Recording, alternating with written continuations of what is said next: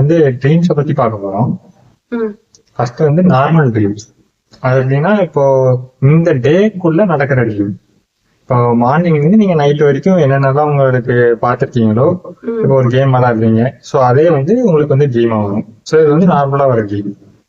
அடுத்து பாத்தீங்கன்னா vivid dream. Vivid ட்ரீம்னா ரொம்ப வந்து ரியலிஸ்டிக்கா இருக்கும் எல்லாமே. அந்த கலர்ல இருந்து எல்லாமே வந்து நீங்க நேச்சுரலா பாக்குற மாதிரி இருக்கும். இதுவும் நார்மல் ட்ரீமோட வரதுதான் விவிட் ட்ரீம். நைட் மேர்ஸ் இருக்கு. நைட் மேர்ஸ் பாத்தீங்கன்னா உங்களுக்கு பயமுறுத்துற மாதிரி வரும், இல்ல இந்த பேய் கனவு வர்றது, இதெல்லாமே அந்த மாதிரி ட்ரீம்ல வந்துடும்.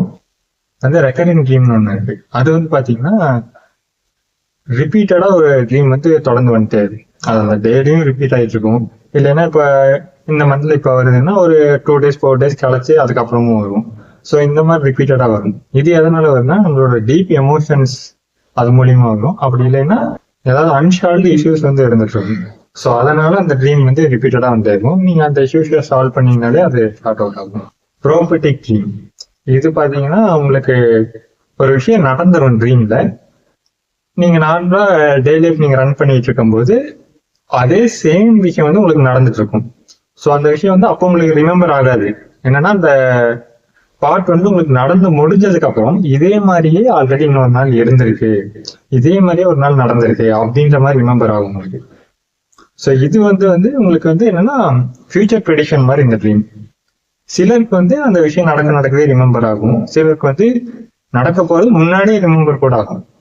ஸோ மேக்சிமம் பாத்தீங்கன்னா இது வந்து அந்த விஷயம் நடந்ததுக்கு அப்புறம் நம்மளுக்கு தோணும் இதே மாதிரியே ஏற்கனவே நடந்திருக்கு அப்படின்னு சொல்லிட்டு. ஸோ இது வந்து ப்ரோபயோட்டிக் ட்ரீம். ஸோ அடுத்து வந்து ஸ்லீப் பேரலிசிஸ். இது வந்து பாத்தீங்கன்னா அமுக்கோ அண்ட் பெயின் சொல்லுவாங்க. ஜஸ்ட் உங்களுக்கு வந்து ஐபால் மூவ்மெண்ட் மட்டும்தான் இருக்கும் அந்த ட்ரீம்ல. நீங்க முழிச்சுதான் இருப்பீங்க, ஐபால் மூவ்மெண்ட் மட்டும்தான் இருக்கும். ஸோ உங்களுக்கு என்ன ஆகும்னா நீங்க முழிச்சிருக்கும் உங்க உடம்பு எதையுமே அசைக்க முடியாது. ஸோ அப்படி அசைக்க முடியாதப்ப நீங்க எந்திரிக்க ட்ரை பண்ணுவீங்க. எந்திரிக்க ட்ரை பண்ணும்போது அது ஓவர் வெயிட்டா இன்னும் உங்களை அமுக்கிற மாதிரி இருக்கும். ஸோ இது வந்து ஒரு பேய் வந்து உங்க செஸ்ட் மேல உட்காந்துட்டு உங்க ஷோல்டரை பிடிச்சி அமர்த்திட்டு அந்த மாதிரி உங்களால எந்திரிக்க முடியாது. ஒரு நார்மலா சொல்ல போனா ஒரு மலையோட வெயிட்டை வந்து நீங்க தாங்கிட்டு இருக்க மாதிரி உங்களுக்கு ஃபீல் ஆகும். இந்த மாதிரி ஏதாவது ட்ரீம்ஸ் உங்களுக்கு வந்துச்சு அப்படின்னா நீங்க என்ன பண்ணணும் அப்படின்னா நீங்க ஜஸ்ட் வந்து சின்ன சின்ன மூமெண்ட்ஸ் மட்டும் பண்ணணும். உங்களோட ஃபிங்கர்ஸ் வந்து டச் பண்றது, உங்களோட கால் விரல்கள் ஆடுறது, இந்த மாதிரி ஆட்டும் போது உங்களுக்கு வந்து என்ன நடக்கும்னா ஆக்சுவலா பிரெயினுக்கும் பாடிக்கும் இருக்க கனெக்ஷன் வந்து ஃபுல்லா கட் ஆயிடுது. அப்படி கட் ஆஃப் ஆகுறதுனால பட் பிரெயினும் கண்ணும் வந்து கனெக்ஷன்ல ஒரே லிங்காக தான் இருக்கும். ஸோ அதனால கண்ணு மட்டும்தான் உங்களுக்கு வேலை செய்யும், மற்ற எதுவுமே வேலை செய்யாது.